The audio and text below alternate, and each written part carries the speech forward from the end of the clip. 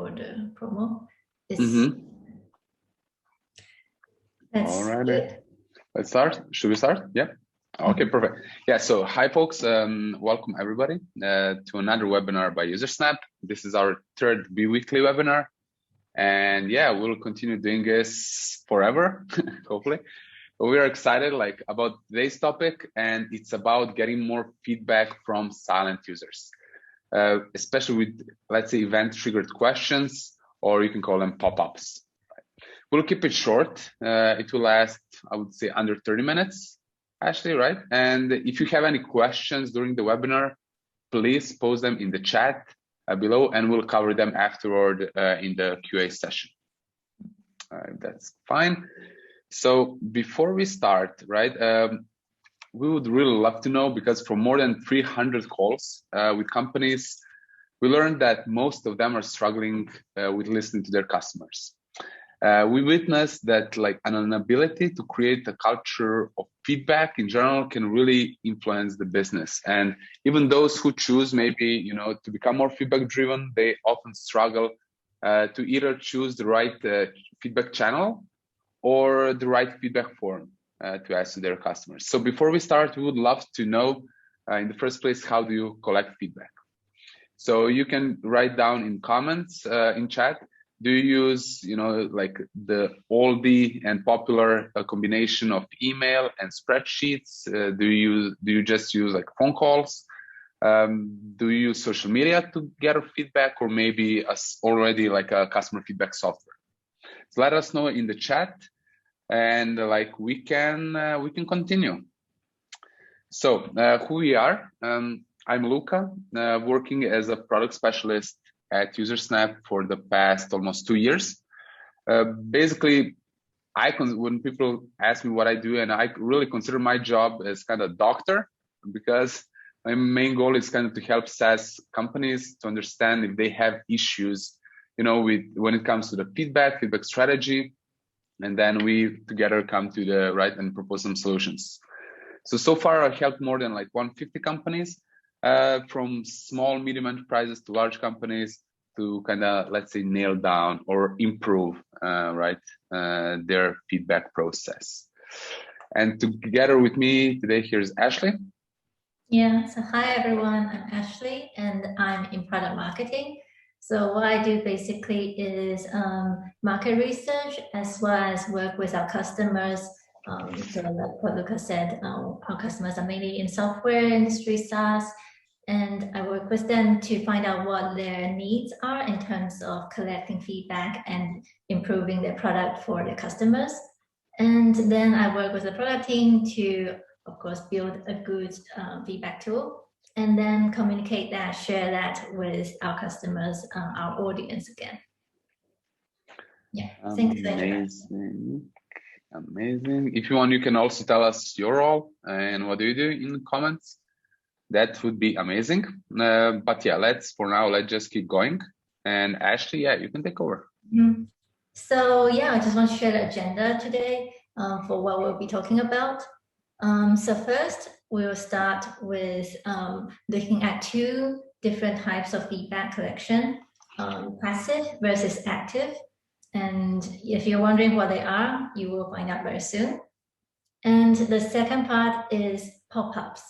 So in particular, to our topic, event-triggered pop-ups, and why they're so important, why they can help us to improve 240%, collecting feedback from silent users. And also, Luca will share some really hands-on examples of how you can use them to increase the feedback response rates. There'll be examples from UserSnap, as well as just general ones from our customers. And then last, to kind of summarize, I will share some tips for engaging your silent users. Yeah, so that's what the agenda looks like for today. And I think without further ado, let's just jump into passive versus active feedback. Let's do so. Perfect. So we create a little table where you can see basically the main differences between active and passive feedback forms. So, I mean, if you probably, as you already know, right, online feedback forms They come in many different shapes, many different sizes, and they're at the bottom, like there are only two main approaches. So you have like a passive approach to collect feedback and an active approach to collect feedback. The first difference is, let's say, in action and how this feedback is initiated. So the first one, active, is company initiated, because you are the one who are deciding, where and at which points you want to show the feedback menu, or let's say the widget, the pop-up. And on the other hand, in passive method, it's user initiated. So, they go through your website and then they decide at which point they want to give you the feedback. The thing about it is, when we look at the control, if you use the active approach, you give, you keep basically all the control to yourself, because you're defining the steps for which you want to request feedback. And on the other hand, if you're using a passive approach, you really have no control, right? Because your users can decide at any given point to give you feedback, or simply, just to leave your page, or to kind of subscribe, use the process without submitting any feedback. Right? When it comes to the user, let's say, experience, for pop-ups, as you probably know, as you probably think of them, right, that they interrupt the journey, because you're in the journey. You, for example, sign up for your SaaS product, and then as soon as you land, in the product, you get a pop-up. So this really can, if not used properly, it can interrupt users. But at the same time, if you use it, the right way, you can target specific behaviors and then really strategically collect that feedback with the pop-ups, right? On the other hand, if you use passive approach to collect feedback, you kind of keep your customers on a digital path. So you do not interfere with their journey. You're not pushy. You just, let them kind of go through it. And then if they need any assistance, they will simply, click on the feedback button and give you, or in the request, some additional information from you. So if you use the passive approach, it's important that it's, let's say, visible. It's usually in the form of a tab or an icon. And so that customers can easily, or users can easily navigate to that button to submit feedback when they want it, right? When it comes to message, that there's different forms convey. So basically, the active pop-ups are more kind of proactive and pushy of it, while on the other hand, the passive feedback forms share basically the feedback-friendly culture. Why? Because when if you have the button on your website, when you're promoting, you're basically promoting to your visitors, to your customers, that you value their opinion, because when they see that feedback button, they are kind of, they feel the right way, they feel much better, because they know that you will kind of listen to them and what they have to share with you. I would say that both of these approaches are eventually good options for collecting customer feedback. But, when it comes to, let's say, really extracting some crucial insights after when you, for example, develop a new feature, or if you want to, see how satisfied they are with certain parts in your product, in that case, it's recommended that you use what we also experienced, that you use kind of active feedback forms. It's like in-moment feedback to capture from your users. So if you have any questions about active versus feedback forms, please just ask in the comments, and we will go over them later on. In the meantime, Ashley, if you don't mind, I will just move forward. Mm-hmm. You want to show some examples, right? Yeah, sure. So what you can see in this case, we just show, like, to give you a better picture of them. These are on the left side. This on the left side is the active feedback form. So as you can see, it can be like a CSAT, or like in this case, it's just like a thumbs up, thumbs down. You also have different options, right, to collect this pop-up and the CSAT. But in terms of, it can occur after a certain process, or after you deliver a certain feature. And it usually, just asks for the experience. On the right side of the screen, you see really the clearly visible pop-up used by Hawaiian Airlines. So when you go to their website, you will see on the left side of the screen a clearly visible button where you can click to submit feedback whenever you encounter some issue, and so on. Yep. So the next, let me just move forward. Yes. So now, yeah, Ashley. So I want to talk about the why.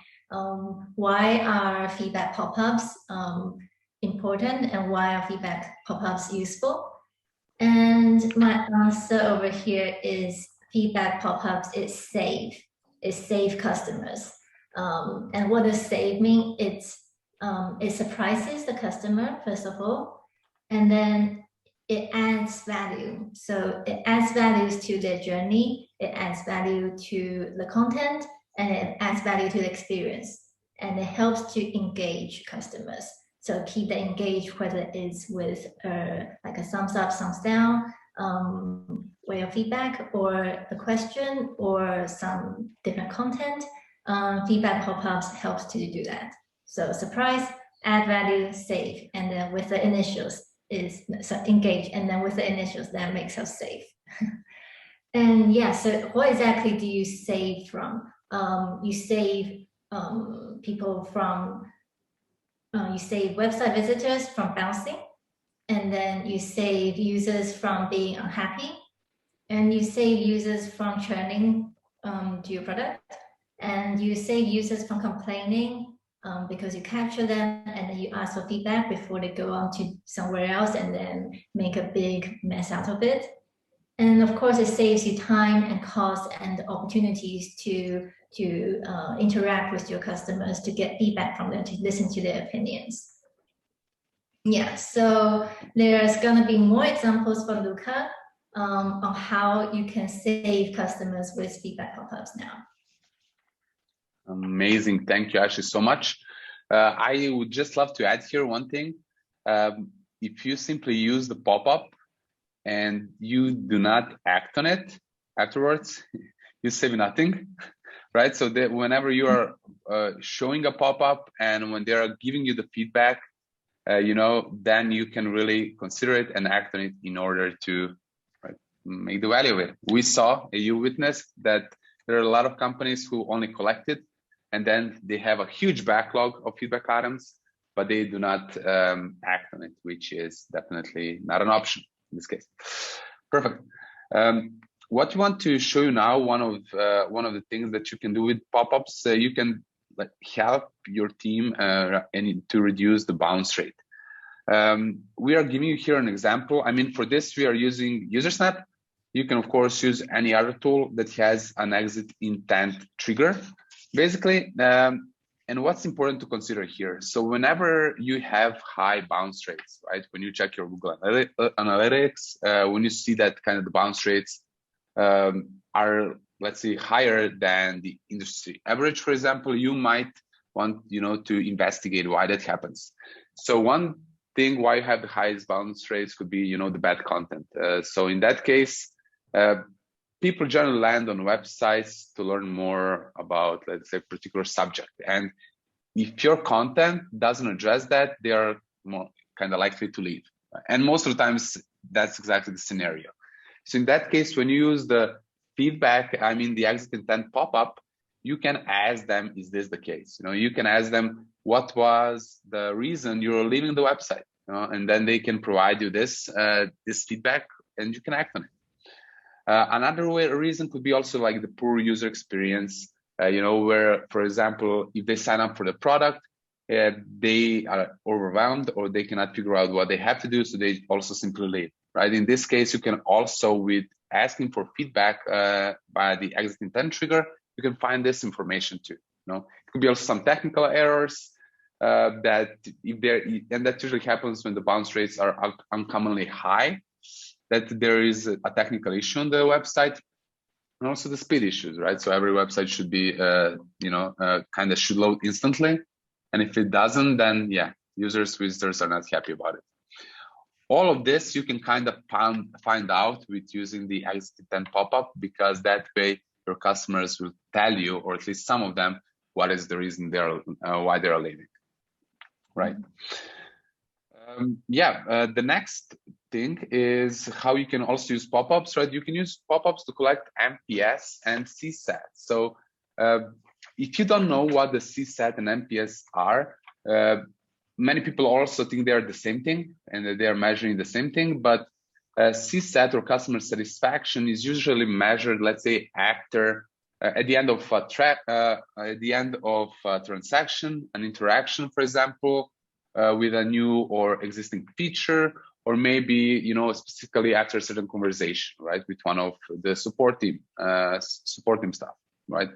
And once delivered, when you ask the CSAT question on the product itself, eventually you will get the meaningful insights on, let's say, how the customer or the user, the visitor, feels about a certain feature or about the payment process and so on. So this the CSAT is really focused on giving you insights basically on what is working well and what is not working well, right? On the other hand, and what you're seeing here is the NPS score. So using NPS is a great way to kind of check on the loyalty of your customers. And by loyalty, I mean, are they likely to recommend your brand to their colleagues? And is there something that you can use for your, for example, referral program, that they promote you within their community?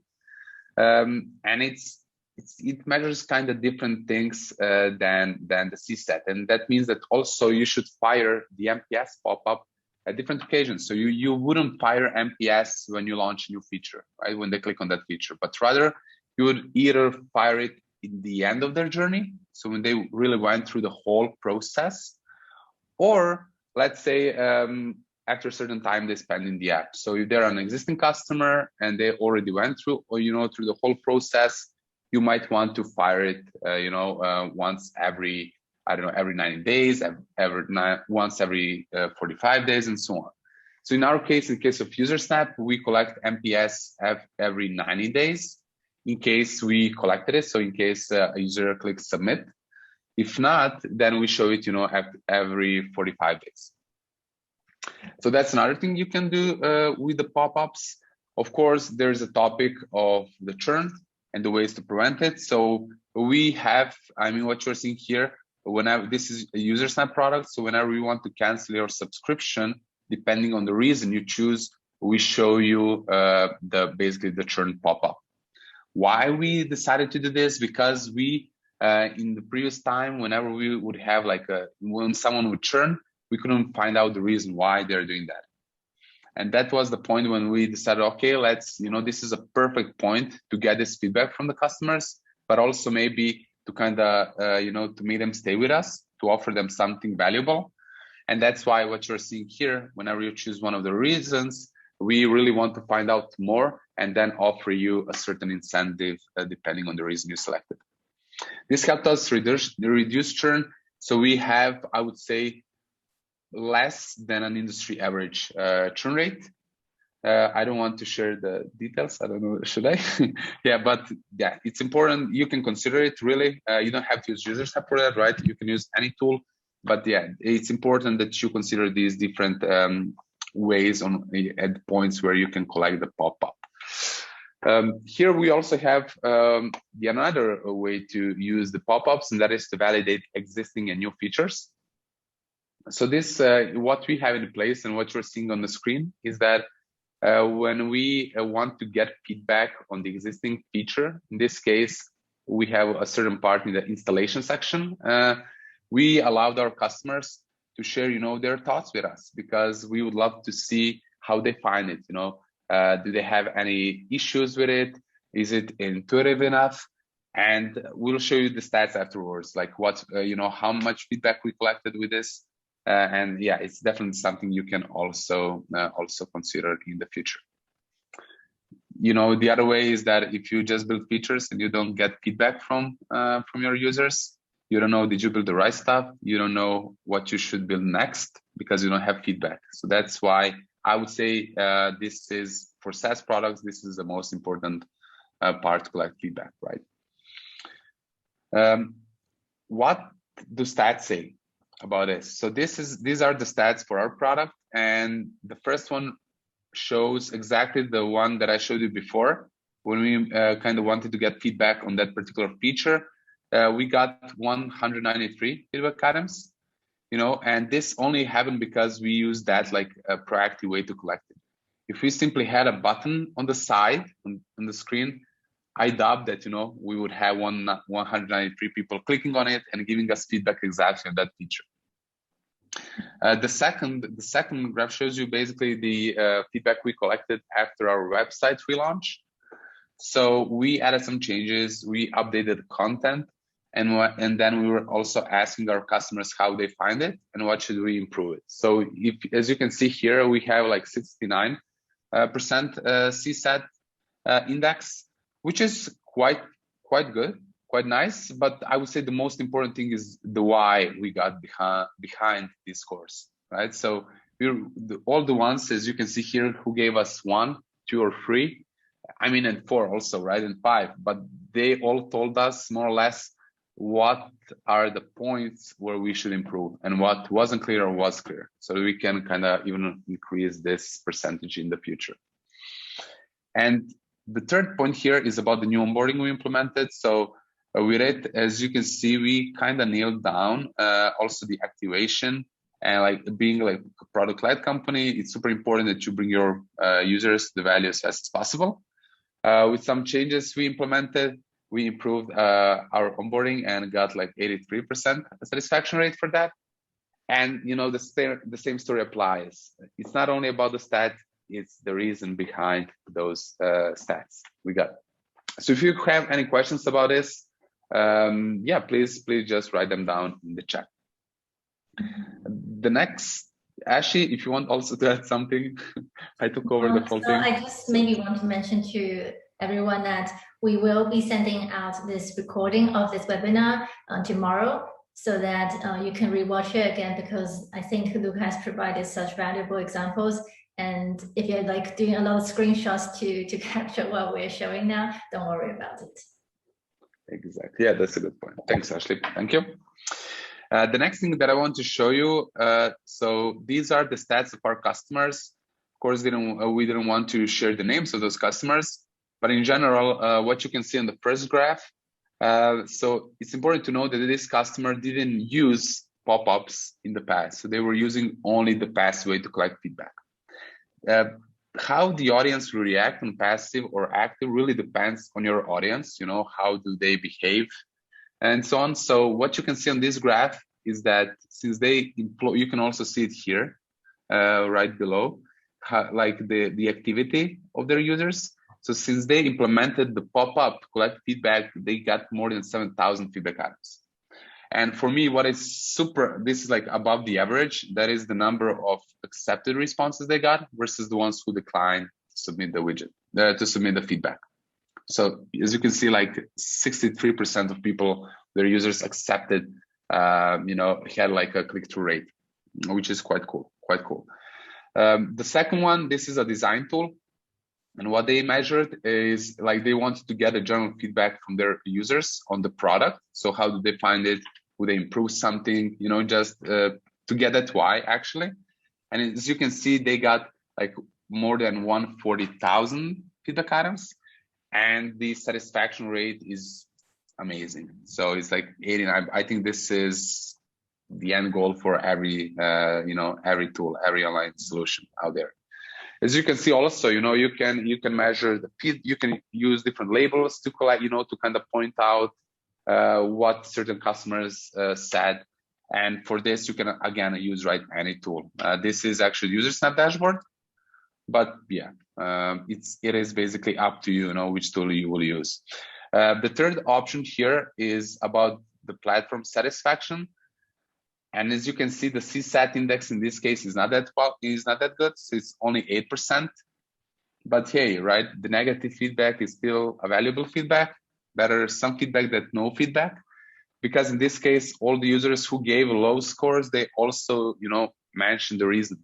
So when we had some discussions with CX experts in our feedback tribe, right, in Slack group, and when we asked about, you know, what would you do differently if you're at the beginning of your career, they said we would listen more to our negative reviews, you know, to unsatisfied customers, because these ones, you can really transform them to become your positive customers and to be your ambassadors if you act on their negative feedback, right? So that's why in this case, this is okay. It's maybe low, maybe way too low, but at the same time, you know, they got that feedback on what should they improve next.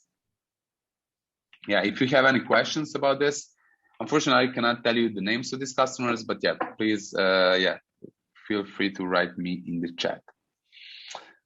Ready to move? Yes. So let's go. Here, I want to do a summary of our topic. So why we want to listen to silent users and why their voices matter. So a thing about the silent users is that you want to make sure that you're listening to everyone's voice. Otherwise, it will be a bit biased. It will be the loud ones, the ones that like to complain, and then you only improve your product for them. But the silent users are also very important. And that's why you should be getting feedback from them using this more active approach. And yes, so basically to summarize in 6 tips, the first one is to focus on context. So it's very important that you tell your customers what you're trying to do. You convey that you are collecting feedback. So over here, you can see Facebook example. Right away, they tell you that they are asking for your opinion, and they personalize it. So the context is very clear, and then it's also very personal. So that gets you moving, that gets you into the situation of giving feedback. And second is CTA, so call to action equals CTR, click-through rates, which means like the submission rate, the sending, responding to your feedback. And so what you can do here is that it's very important to tell them what you will be changing after you get their feedback. And they feel compelled to give you that feedback so that they would also be able to enjoy what you give them. And that is a strong call to action. What you can also do is give them some incentives. So if you say, hey, give us feedback, and then you will enter this lottery to win, let's say, 1,000 euros. I'm just making up here. So you give them an incentive, a strong incentive, and then they will give you feedback. And the third one is shorter questions. So you can see over here, we have 2 examples from User Snap.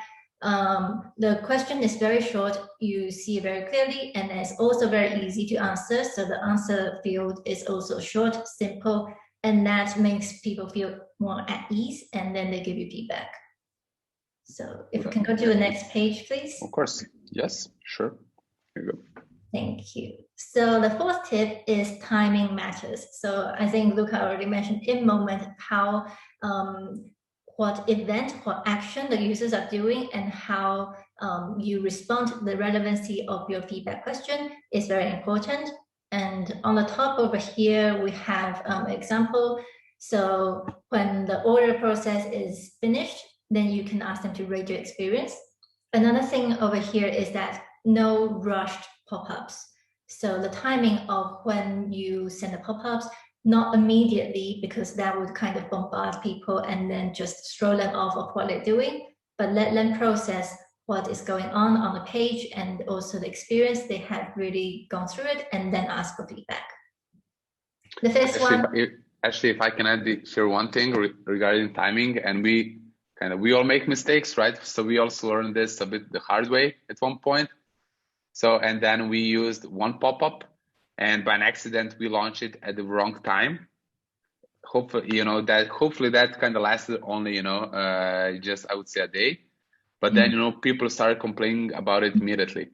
And that's really where you can, like, if you want to test it, how people react, if you use those kind of immediate pop-ups, as soon as they landed on the page, like, just be careful with it. We kind of burned ourselves there.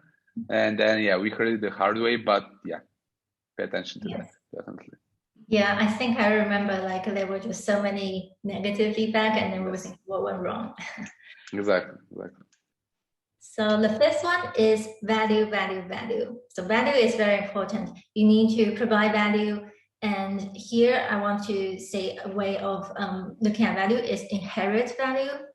So you let them know that the value that they're experiencing now, with giving you feedback or with this interaction, they will be getting more of it. They will be able to enjoy more of that. So we have an example from Netflix over here at the bottom, this black screen, the thumbs up, thumbs down one. they are saying that by rating this experience, they will optimize the algorithm, and then you can enjoy more of the same value. And another example is what Luca has shown before with the churn. So when they click on the feedback, and then we give them a pop-up to say what value they can have, like the 10% off or additional time to try the product. So these sort of value, you give it to them through the pop-up, and that is very important. Then and also maybe one, sorry. Go ahead. Yeah, regarding the value, especially like when we talked about the high bounce rates, for example, and also the churn pop-up, this really needs to be, you know, a significant, like irresistible value you want to offer. If you just offer like 5% discount when they want to exit your website, you know, or like extend my trial for 1 day, 2 days, that's a real low add value. So whenever you want to do that, whenever you want to use exit, for example, exit intent pop-ups, really focus on providing an irresistible offer to them, which they cannot refuse, right? Yep. 2 cents. So we put values 3 times over here, value, value, value, because it needs to be significant. And the last one is an emotional touch. So using emojis, using some adjectives to describe emotion can help to kind of provoke people of their feedback, of their opinions. So example over here is like our blog post, we use emojis, and you can customize the emoji, and that helps to bring out a feeling, and then through that feeling, people are more willing to give feedback, or that kind of sparks and prompts them to give their thoughts to you because of the emotional triggers. Yeah, so these are 6 tips as a summary. And now we can jump to, I think, what everyone is looking forward to, the Q&A. Exactly. So yeah, let's check the questions. Is it better to use an entry or an exit intent? Okay, is it better to use an entry or an exit intent pop-up? Want me to answer or should I answer? I can you can go ahead first. Yeah, so when it comes to exit intent, is that the first one? I think so. Or yes. QA? Yes. So, I mean, we are, I would say, not a big fans of entry pop-ups, just because, I mean, we love to compare it to kind of entering the store. You know, that's the same like when a visitor is entering your website. So when people are coming to your website, especially to a certain content, or when they're logging in to your dashboard, you know, if you throw something to them immediately and you're pushy, they might just kind of neglect it, right? They will skip it. The same thing applies when you enter the store. So when you enter the store and the salesman comes to you and tells you, you know, here you go, like here are the 10 pair of shoes, which one you want to buy? You're, you know, you're stepping away and kind of getting adjusted to the environment. So you can treat the same way your website, you know, your platforms. So whenever you get new visitors, new users, let them, you know, land on it, spend some time on it, and then fire the pop-ups. You know, don't use them as soon as they land the product. And that's why I would say also they serve different purpose compared to the exit intent pop-ups. So when you use the exit intent pop-ups, usually, you know, it's because you either want to make, let's say, the sale, you know, or to give them certain promotion, or you want to find the reason why they perform certain actions. So if they're leaving your website, if you have the highest bounce rates and so on, you can use that. You know, that's a nice approach if you name it. If you use the tips that Ashley shared with you, you know, to construct it in the right way, you can get some valuable feedback there. Do you have to add something? I'll just add, I think it depends on the context. Yeah. So we also see some companies, they like to have entry pop-ups for NPS to their existing customers. So customers, they have already used the product and now they enter the product again. It's not so intrusive because they have already some experience. Yeah. And in that way, the entry pop-ups works because it's the first thing that they do. They wouldn't close it and do other things first. It focuses on the feedback. So it depends on the context. Yeah. Yeah, that's good. That's a good point. That's a good point. All right. We hope that's clear. When it comes to the difference between the NPS and the CSAT, we partially covered this. You want me to answer? I mean, I can start again. Yeah.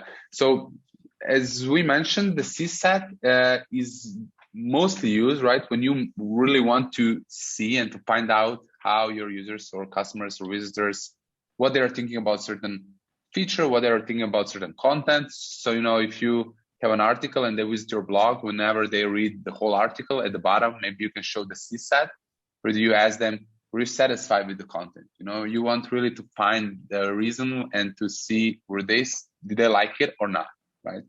On the other hand, the NPS is used mostly, and right, I would say for the sales purposes in a sense, and also for the retention. So you really want to find out who are the users, who are your ambassadors, right? Who are your promoters, who love your product. And then once you find them, you can make different campaigns based on that. At the same time, when you find more information about who are the users who don't like your product that much, who are not satisfied with it, you can, you know, get a feedback and also act on it so you can improve it, right? To improve the retention. So they really serve different purposes in this case. I think actually, yeah. Then we come to the, can I show some feedback widgets based on behavior of users? You mean, I think they're referring to UserSnap? I think so. Okay. Do you want to answer this one or should I? Okay, so I'll take it. Yes, you can. That's the very easy answer. So there are different settings of how you can trigger. The first one is event triggers. So these are based on API events that you can set for, let's say, a call to action button, or when they click on something. So these are based on the behaviors of your users, and that will be triggered once they have taken the action. Or there's also URL targeting, like when they land on a landing page and when it's certain like time, frequency, and also the time on page. That's what I was trying to say. The time on page of a certain page, whether it's on your website or you're on your web app, that is also according to the behavior. And yes, you can set that up without code on UserSnap. Yeah, well, maybe one thing more to add here, and you could also differentiate between your users and visitors, for example. So you can, you know, if someone logs into your product, you can really specify which audience should see, you know, which pop-up. So maybe, you know, you don't want to show one pop-up to all your users, but if you have some enterprise users, you know, some most important customers, maybe you want to show a different pop-up to them, right? So this is something what you can specify the audience actually. Yes. And any experience, the last question would be any experience, not last but not least, right? Any experience about churn reduction pop-ups. Can you tell me more about it? I think you've talked about it. Yes. Yeah. Quite thoroughly. Yeah. So about the churn pop-ups, I mean, this is when it comes to details and an experience. So since we deploy them, I would say we have 8 different categories that we are tracking, and right now we know exactly, you know, which category they selected and which type of content they liked. So we can see what are, you know, which content works based on the promotion we offer afterwards. So let's say they say that, you know, the timing wasn't right, for example. Then, and if more and more people say that, we really play with the pop-ups afterwards and offer content that kind of, you know, brings more value to them. And then we can kind of track, you know, did they like it or not? And this gives us an opportunity to better understand the whole churn process. This is only one step, right? You please do not expect, if you kind of implement churn pop-ups, that your churn rate will drop significantly, you know, because it usually also happens that when they want to churn, this is kind of not the only reason why they will stay. You know, maybe there was something more in the past. Maybe you already lost them, but they forgot to churn. So that's why this is just one of the strategies you can use in your, to reduce the churn process in general, to reduce the churn rate in general, right? But yeah, if you want to discuss that later on, we can definitely touch that topic. We can discuss what helped us reduce churn in general, the whole churn strategy, if that's fine. Just add over here that ever since we made churn feedback, so feedback from the customers when they're churning, we made this mandatory. And ever since we made it mandatory, the feedback has been very helpful. We've been getting really qualitative feedback, and people put in the time to write it. Even if it's just one sentence, it helps us have insight into why they're churning. And yeah, so that's another hack for you guys. Exactly. Amazing. I would say that's it. We don't have any more questions. Thanks for joining this webinar. As we mentioned at the beginning, we are doing bi-weekly webinars. So make sure to check also our website, our LinkedIn page. We'll post soonish the topic of the next webinar that you can check out. Yeah, in the meantime, if you want to discuss, your feedback strategy, if anything kind of sparked your interest during this webinar, feel free to shoot to me an email. Actually, sorry, I forgot to add your email address here. But yeah, thanks a lot for joining, and I hope to see you in 2 weeks. Yep. See you guys. And thanks, Luca. You're welcome. Thank you. Bye-bye. Bye-bye.